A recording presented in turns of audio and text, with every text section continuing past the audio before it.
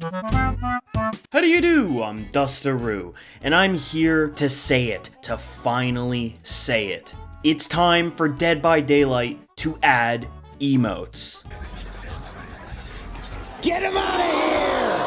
Now, put down those pitchforks. I know many of you hear the word emote and have some very dark thoughts, but I assure you, the way I would implement emotes would be something that most players would enjoy and hardly even complain about. I'm not talking about stuff like Sadako hitting the gritty. No one wants to see that, and if you do, it leaves me to suspect you were into some depraved stuff.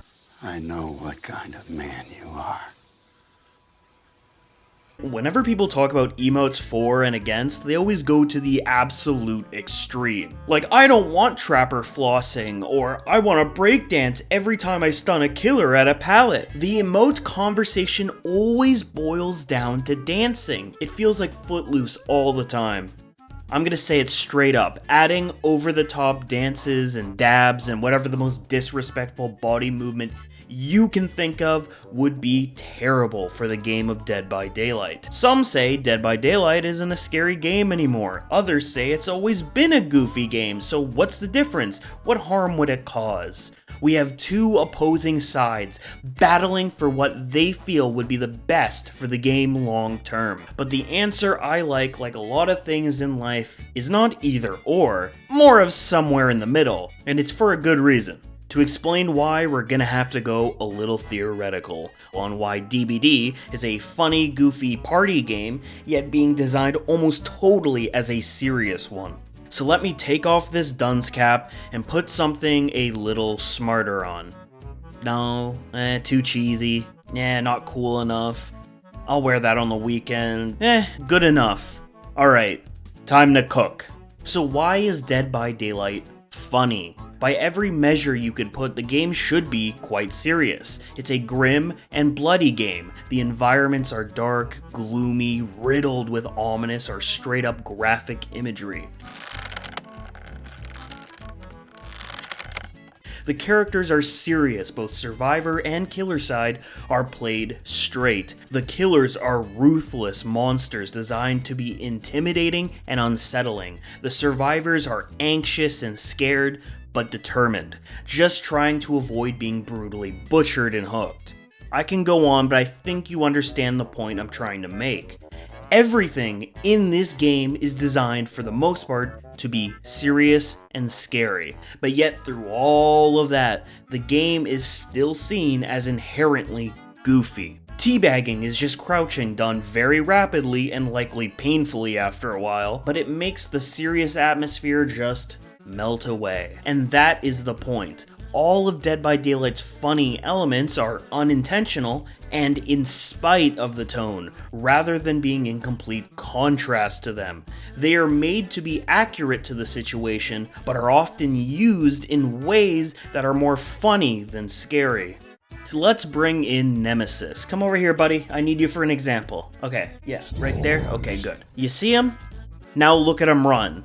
Look at that. See, it's not inherently funny, he's just a big boy with thick appendages. But once that fear of the killer coming straight at you is gone, for the most part, you're just left with that. When you're immersed in the gameplay, this can be seen as scary, in quotations. When not being exploited, there's nothing really funny about any of it. It's the players that add that special sauce. They are the ones who find the situations and movements funny. They intentionally or unintentionally do the actions that turn Dead by Daylight from a horror game into funny DBD moments part 15. Every whiffed swing, every stun, every mistake is made funny by the player. That is the golden area where emotes need to lie. The emotes need to not be a joke. The joke should not be the emote itself, but rather how and when they are used, meaning they need to be thematically relevant. You see this? That's just all flash, just for the sake of it. It's funny, but it's easy and cheap. Ha ha ha, the survivor's doing a stupid dance. Ho ho ho ho ho. They need to make sense in the context of a horror game and the characters in that game. but with the key element of being usable outside of their intended purpose, being left up to the creativity of players to make them hilarious, how they manage to use them in spite of the serious tone, making it lighthearted and fun.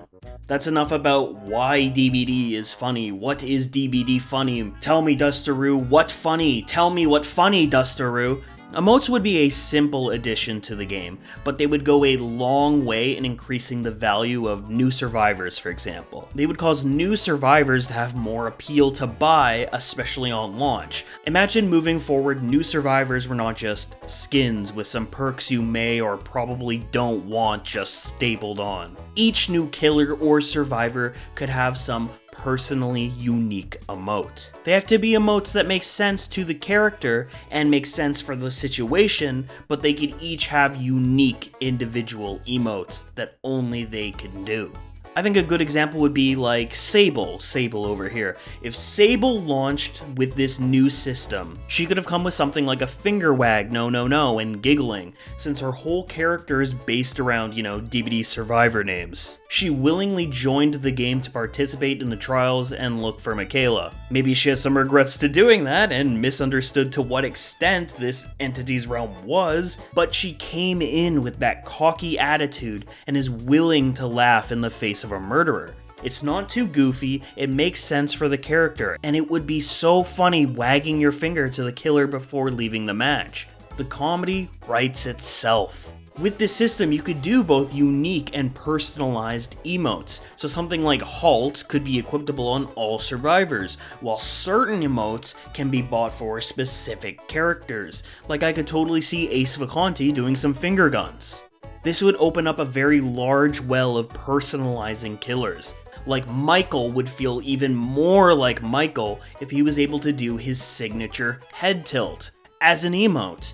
You could buy it, behavior, you can make money, and players happy. Killers would have a massive variety of things to play around with, maybe even more than survivors, since all of their personalities and motivations are different from each other. They could each get something that feels uniquely them, but still being very different from each other. Specific stuff off the top of my head would be like Plague chanting up to her god and speaking her language like she does in the menu screen, but in-game. Imagine her doing that to you on the hook, right? It's like endgame, she's just sitting there going, I'm not gonna continue that because that might come off as offensive, I think.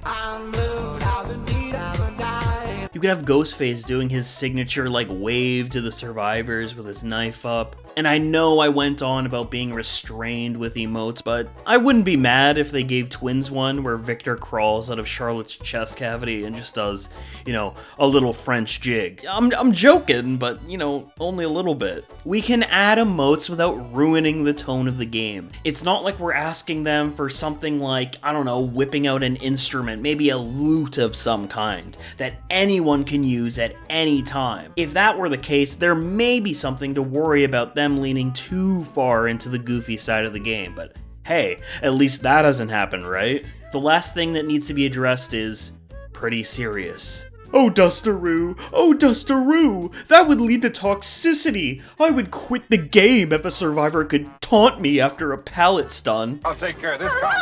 Calm down. Get a hold of yourself. Doctor, you're one on the phone. In my humble opinion, if you have legitimate anger or anxiety at someone emoting at you after a mistake, Dead by Daylight might not be the game for you.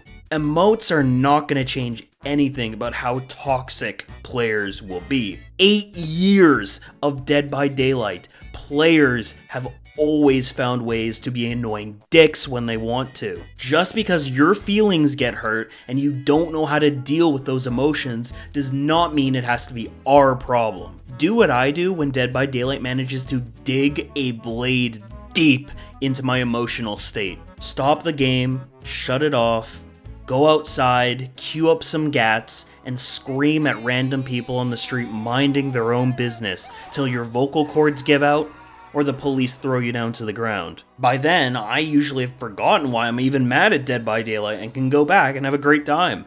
as long as I don't have trial that day. Be like me, well-adjusted and rational, and take out your frustration on innocent strangers. It truly is the most therapeutic thing to do. So what do you think? Is there any way you see emotes working in Dead by Daylight, or do you think they should be left as is? Maybe like add 2 more survivor ones to give more accurate motions to the other survivors? I don't know, I'm curious on people's takes about this. It's not like important or game balance or necessary. I think it would just be a fun, great addition to make players a little bit more happy, give behavior a little bit more money. Everyone wins. But maybe there's something I'm not seeing that you are. Tell me about it. But if you like this video and want to see more like it, please leave a like and maybe even subscribe. A second to you and a ton of help for me. Anyways, thank you all for watching. My name is Dusteroo, and I will see you all real soon. Bye-bye.